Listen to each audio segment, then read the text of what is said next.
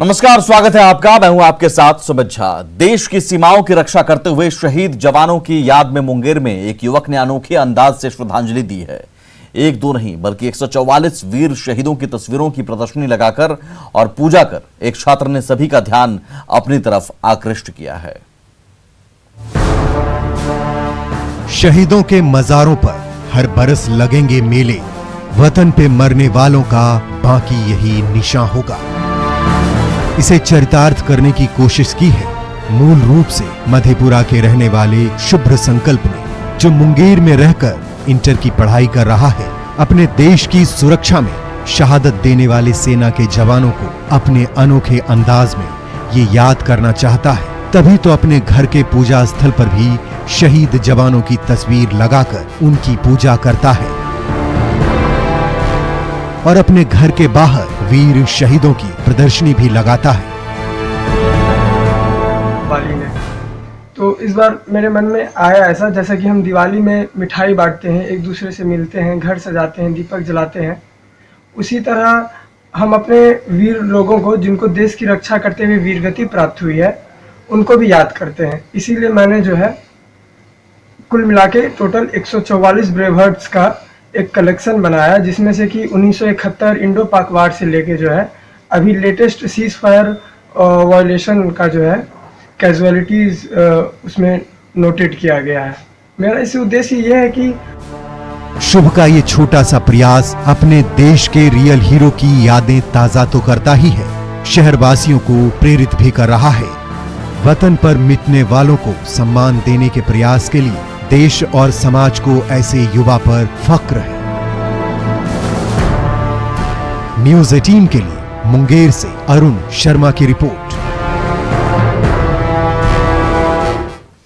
बढ़ती ठंड को देखते हुए पटना जिला प्रशासन ने मॉडल रैन बसेरा बनवाया है। इससे गरीबों को काफी फायदा पहुंच रहा है, खासकर ऐसे लोगों को जिनके आशियाने नहीं है। टेंट में बनाया गया ये रैन बसेरा कैसा है, आप भी देखिए।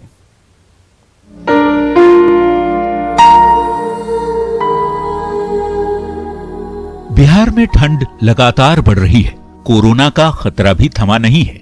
ऐसे में पटना जिला प्रशासन ने गरीबी रेखा से नीचे रह रहे लोगों के लिए गांधी मैदान के पास मॉडल रैन बसेरा का निर्माण कराया है। 24 घंटे टेंट में चलने वाला ये रैन बसेरा निःशुल्क है, गरीबों के लिए मुफ्त सेवा। इस रैन बसेरे में कोविड-19 के नियमों का पालन करना जरूरी है।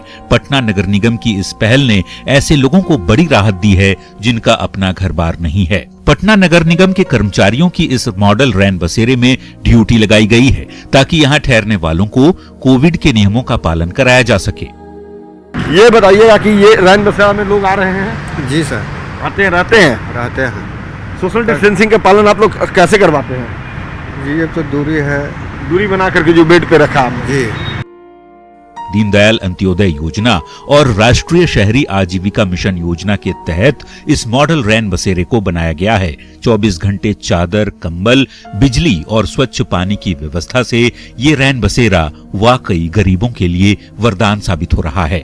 न्यूज़ 18 के लिए पटना से अमित कुमार की रिपोर्ट। वैसे मॉडल रैन बसेरा भले ही पटना में बनाया गया हो, लेकिन बढ़ते ठंड ने गरीबों की जिंदगी बेहाल कर दी है। इस बार नवंबर के महीने में ठंड ने पिछले 14 सालों का रिकॉर्ड तोड़ दिया है। ऐसे में राजधानी के फुटपाथ पर रहने वालों का काफी बुरा हाल है।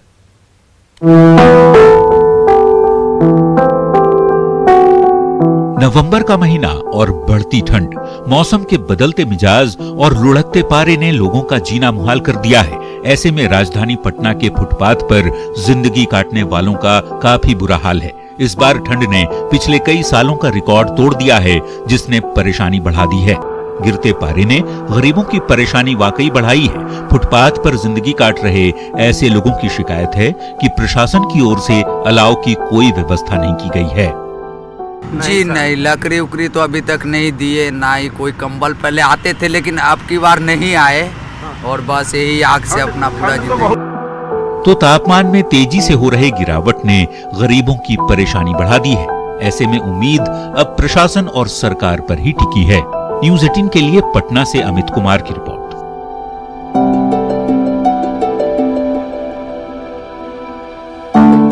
बात करते हैं जहानाबाद के उन दो भाइयों की जो मल्टीनेशनल कंपनी की नौकरी छोड़ अपने गांव में पिता के साथ मछली पालन और बागवानी कर आत्मनिर्भर बन रहे हैं। हाथों में फावड़ा लिए बगीचे की देखभाल कर रहे ये युवा कभी मल्टीनेशनल कंपनी की नौकरी किया करते थे, लेकिन कोरोना काल ने इनकी जिंदगी ही बदल डाली है। जहानाबाद के सदर प्रखंड के गोनवा गांव के रहने वाले गोपाल शर्मा के दोनों बेटे संतोष और मंतोष अब पिता के कंधे से कंधा मिलाकर बागवानी के साथ ही मछली पालन में न केवल मदद कर रहे हैं, बल्कि इसे बेहतर आय का जरिया बनाकर आत्मनिर्भर भी बन रहे हैं। MBA किए हुए दोनों, और एगो फाइनेंसिंग क्या है उसकी किए हुए है, लेकिन दोनों है और दोनों बहुत मदद करता है हमको हर दृष्टिकोण से। इसलिए कि इकोनॉमी तो इसी के पास है, इसमें इकोनॉमी की जरूरत है, इसलिए मदद करता है पूरा और ध्यान देता है। MBA की डिग्री हासिल कर चुके दोनों भाई कभी मल्टीनेशनल कंपनी में बड़े ओहदे पर थे, लेकिन गांव की जमीन से जुड़ाव ने वो चमत्कार कर दिया कि आज इनकी मेहनत रंग ला रही है। MBA किया है मैंने फाइनेंस एंड अकाउंटिंग से। तो अभी ये आपके पिताजी ने इतना बड़ा जो बगीचा लगाया, उद्यान लगाया, फिशरी में काम कर रहे हैं, तो आप कैसे हेल्प कर रहे हैं? सर सबसे पहले तो हम बता दें कि सर नेचर से जुड़ा रहना तो सबसे इम्पोर्टेंट है सर। आम अमरूद की बागवानी हो या फिर मछली उत्पादन, गोपाल शर्मा के दोनों बेटे अपने परिवार की प्रतिष्ठा को दिन ब दिन बढ़ा रहे हैं। खुद तो आत्मनिर्भर बन ही रहे हैं, इलाके के युवाओं को भी बड़ा संदेश दे रहे हैं। वाकई ये युवा आत्मनिर्भर बनने के बेहतरीन उदाहरण है। रागिब एहसन, न्यूज़ 18 जहानाबाद। रोहतास को धान का कटोरा कहा जाता है, लेकिन इस बार चावल उत्पादक किसान मायूस हैं। सरकारी धान की खरीद की शुरुआत नहीं होने से अन्नदाता परेशान हैं, तो प्रशासन कृषि टास्क फोर्स बनाने की बात कह रहा है। रोहतास जिला यानी बिहार के लिए धान का कटोरा, यही उपनाम है इस जिले का। यहाँ धान की बम्पर पैदावार होती है, लेकिन इस बार अच्छी फसल होने के बावजूद किसान परेशान है। नवंबर का महीना खत्म होने की कगार पर है, लेकिन अभी तक जिले में धान की खरीदारी की सुगबुगाहट देखने को नहीं मिल रही। जिला प्रशासन की ओर से धान की खरीद की गई गाइडलाइन जारी नहीं किए जाने से भी अन्नदाता पशुपेश में है। हालांकि जिला प्रशासन ने कृषि के लिए टास्क फोर्स बनाए जाने का आश्वासन दिया है, जिसके तहत धान की खरीद की जाएगी। जो भी धान कट रहा है उसमें मॉइस्चर लेवल काफ़ी ज़्यादा है और एनवायरनमेंट में भी मॉइस्चर ज़्यादा है। 17% मॉइस्चर का नॉर्म्स है। जैसे उस नॉर्म्स का जो भी धान आएगा उसको जो पैक्स के माध्यम से खरीदारी की जाएगी। वैसे हर साल 15 नवंबर से ही धान खरीदारी की शुरुआत की घोषणा होती है, लेकिन इस बार ऐसा नहीं होने से किसान मायूस हैं। फिलहाल जो धान कट रहे हैं उनमें नमी की मात्रा अधिक है, इसलिए टास्क फोर्स का गठन कर प्रशासन ऐसे किसानों से फसल खरीद का आश्वासन दे रहा है। बता दें कि अकेले रोहतास जिले में लगभग 2 लाख हेक्टेयर भूमि में धान की पैदावार होती है। इस बार बम्पर उपज होने की उम्मीद जताई जा रही है। अजीत कुमार, न्यूज़ 18 सासाराम। गुमला के एक ऐसे गांव की तस्वीर आपको दिखाते हैं जहां आजादी के बाद से आज तक सड़क नहीं बनी, लिहाजा मजबूरी में लोग मरीजों को खटिए पर लादकर कई किलोमीटर चलकर शहर इलाज के लिए पहुंचते हैं और इनकी सुनने वाला कोई नहीं।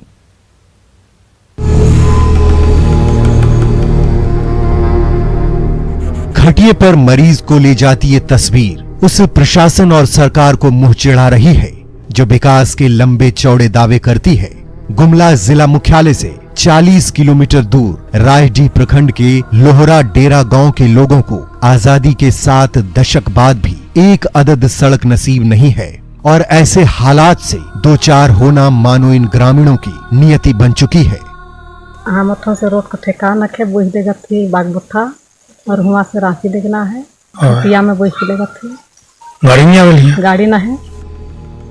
ये कोई पहली तस्वीर नहीं, प्रदेश के ग्रामीण इलाकों से ऐसी तस्वीरें आती रहती हैं।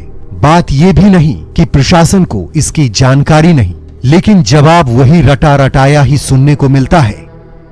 विगत 14वीं वित्त आयोग के तहत और जिला से भी SCA एवं अन्य योजना जो क्रियान्वित की गई है, अधिकतर टोला जो है वो PCC रोड या किसी ग्रेड 1 रोड से संपर्क पथ से मुख्य पथ से जुड़ा हुआ है। जिस आदिवासी समाज और लोगों के हितों के लिए अलग प्रदेश का निर्माण 20 साल पहले किया गया, यदि आदिवासियों को ही नहीं मिले तो इससे शर्मनाक स्थिति कुछ नहीं हो सकती। और प्रशासन है कि बात घुमा फिरा कर रहा है। खोखले आश्वासन मिलते रहने से परेशान ये ग्रामीण अपनी फरियाद करें भी तो किससे। सुशील कुमार, न्यूज़ 18 गुमला। झारखंड के घाटशिला में हाथियों का उत्पात आए दिन देखने को मिलता है। गजराज के आतंक से ग्रामीण तो परेशान हैं ही, इलाके में बड़ी संख्या में लगी फसल भी बर्बाद हो जा रही है। फिलहाल 42 हाथियों का झुंड गांव में घुस आया है, जिससे लोग काफी दहशत में हैं।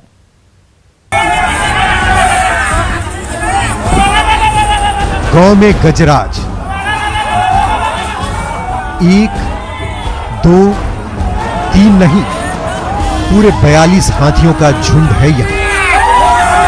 हाथियों को ग्रामीण शोर मचाकर भगा रहे हैं। ये गांव है घाटशिला का लेदा गांव, जो पश्चिम बंगाल की सीमा से बिल्कुल सटा हुआ है। इस गांव में बंगाल के झाड़बेड़ा गांव से 42 हाथी झुंड में घुस आए हैं, जिससे ग्रामीण काफी डरे सहमे हुए हैं।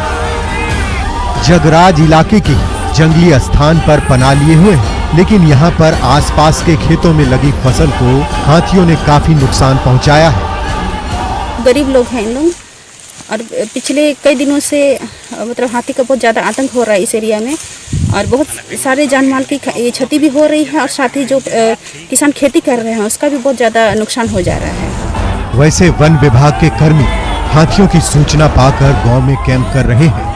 किसानों की बर्बाद हुई फसलों का भी जायजा लिया जा रहा है। बावजूद इसके ग्रामीणों को डर है कि फिर रात के समय हाथियों का झुंड गांव में कहीं पहुंच न जाए। वैसे फॉरेस्ट विभाग के कर्मी हाथियों को खदेड़ने में जुटे हैं। न्यूज़ 18 के लिए घाटशिला से प्रवंजन कुमार की रिपोर्ट। आइए अब आपको दहशत से भरी हुई तस्वीर दिखाते हैं। तस्वीर असम से आई है, जहां एक गांव के करीब बाघ आ जाता है और लोगों का पीछा करने लग जाता है। फिर क्या होता है आप खुद देख लीजिए।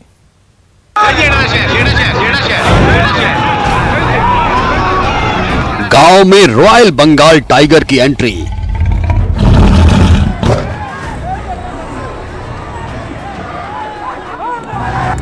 बाघ की एंट्री से गांव में फैली दहशत।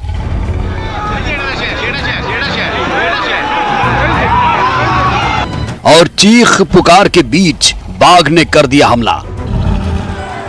तस्वीरें असम के सोनितपुर जिले की बोरगुरी इलाके की हैं, जहां एक रॉयल बंगाल टाइगर गांव के करीब आ जाता है और फिर वहां चीख पुकार मच जाती है।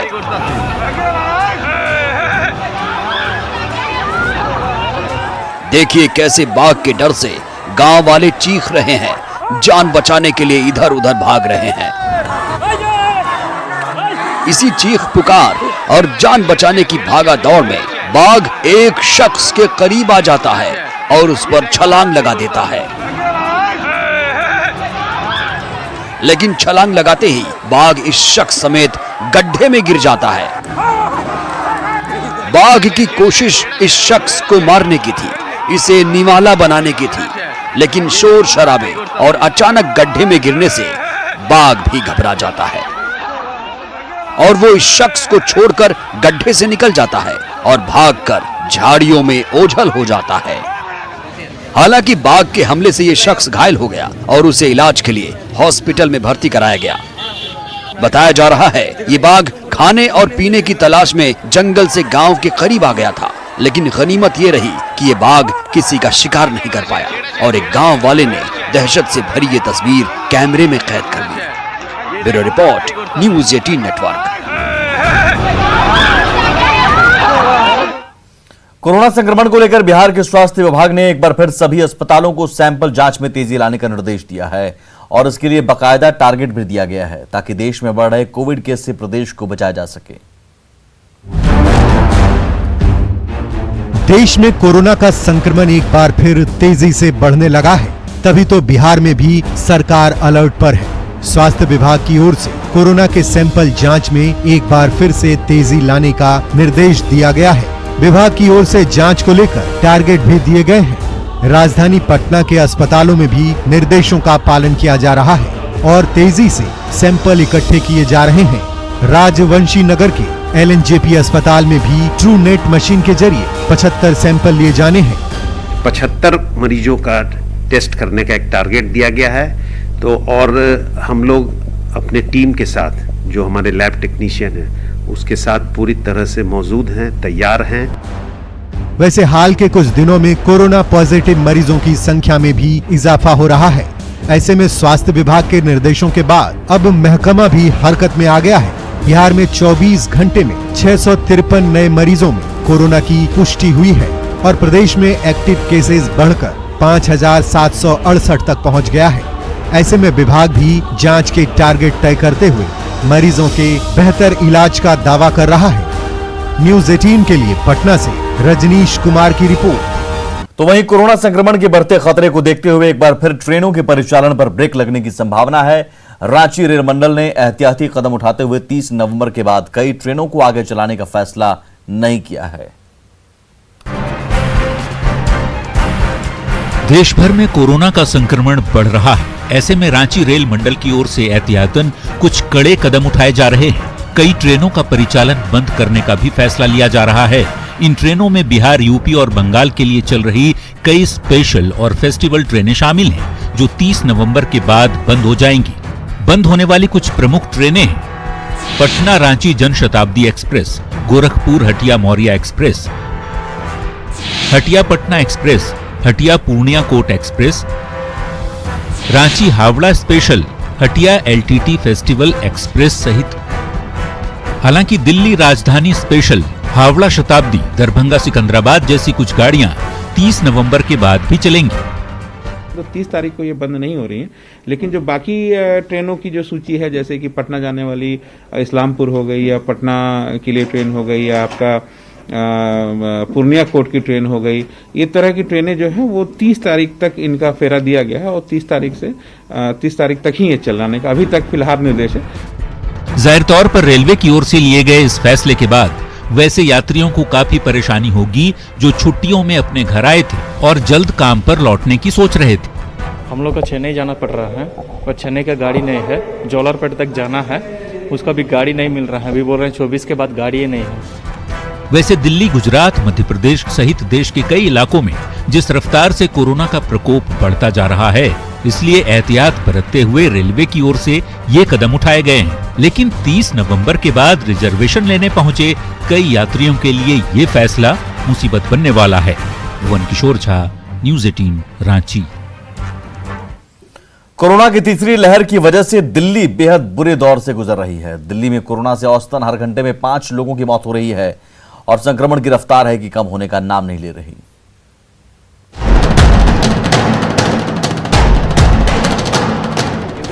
दिल्ली में कोरोना का कहर जारी।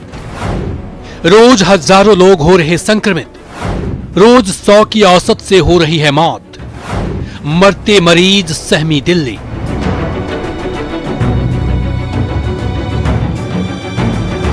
ये हो गई है दिल्ली की हालत, जो सुधरने के बजाय रोज बिगड़ती ही जा रही है।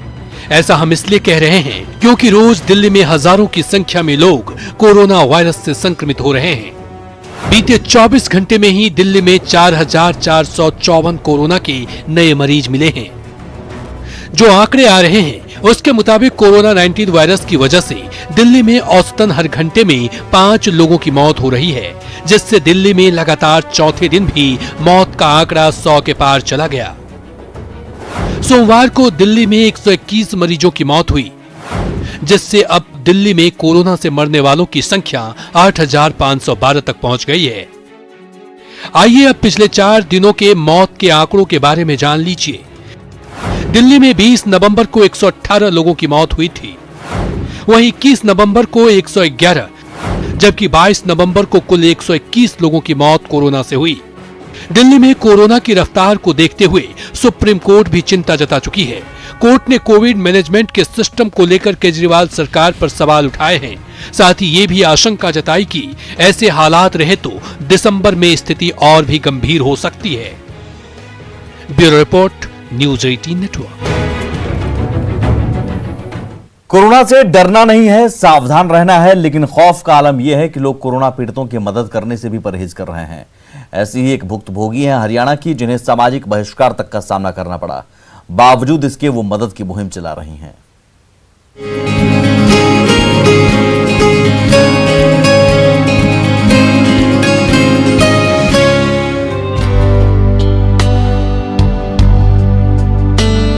ये महज एक कोशिश है कोरोना को मात देने की, कोशिश है बेगानों को अपना बनाने की, कोशिश है मजबूरों तक मदद पहुंचाने की, ताकि कोरोना के खौफ में कोई अकेला ना रह जाए। और इसी शानदार कोशिश में जुटी हैं निशा चोपड़ा। मेरे हस्बैंड कोविड पॉजिटिव हुए थे, तो हमें राशनिंग के लिए फल फ्रूट सब्जियां कई तरह की समस्याएं आई थी। उस टाइम मैंने ये डिसाइड कर लिया था कि जो मेरी फैमिली ने फेस किया वो मैं मेरे नेबर्स को या मेरी सोसाइटी को या मेरे सेक्टर को फेस नहीं करने दूंगी। कोविड ड्राइव ग्रुप के वजूद में आने के पीछे भी वही मुसीबतें हैं जिसका सामना इस ग्रुप की संचालिका निशा चोपड़ा को उस वक्त करना पड़ा जब उनके पति को कोरोना हुआ और उनके परिवार को कुछ वक्त के लिए होम क्वारंटीन होना पड़ा। उसी दौरान निशा ने ठान लिया कि चाहे कुछ भी हो जाए, उन्हें जिस तरह की तकलीफों का सामना करना पड़ा है वो किसी और को वो तकलीफें नहीं झेलने देंगी। और इस तरह निशा ने अपने दम पर एक पहल शुरू की जिसे नाम दिया गया कोविड ड्राइव। आज निशा के साथ 12 महिलाएं जुड़ चुकी हैं जो कोविड के मरीजों और उनके परिवारों तक खाना पहुंचा रही हैं। निशा जी से जुड़ने के बाद जरूरतमंद जिनको भी प्रोवाइड कर सके खाना वो मेरी किचन से जा रहे, तो मैं तो बहुत अच्छा फील कर रही हूँ। I really like to join that and मेरा जो खाना बनता है एज अ प्रसाद मैं बनाती हूँ ताकि मेरे जिन भी घर पेशेंट भी जाएं वो जल्दी से जल्दी ठीक हो और मेरे प्रेयर्स के साथ हो जाए।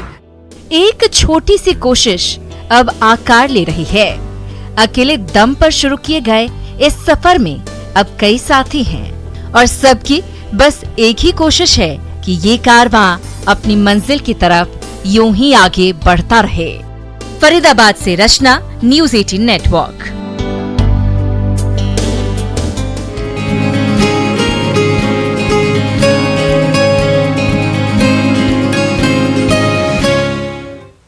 और इसी के साथ इस बुलेटिन में इतना ही। नमस्कार।